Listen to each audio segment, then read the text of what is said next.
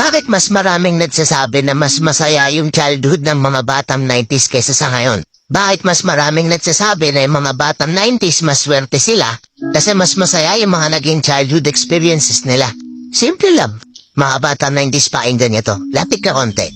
Nung panahon natin hindi pa uso cellphone. Hindi pa uso yung puro Mobile Legends. Lalaro ka sa cellphone, manonood sa cellphone. Lahat ng laro natin nung bata tayo puro physical. Naaalala mo pa ba yung lalabas ka sa hapon para lang makipaglaro sa mga kaibigan mo? Yung tipong nababadtrip ka na kasi nabuburot ka na sa laro. Pero tuloy ka pa rin kasi masaya ka makipaglaro sa kanila.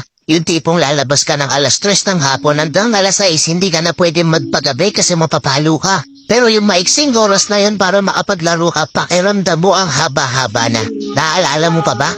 Pagdali mo sa eskwela, madaling-madali ka kasi may papanoorin ka pa. Oo, kasi yung mga palabas sa TV noon, puro pambata pa.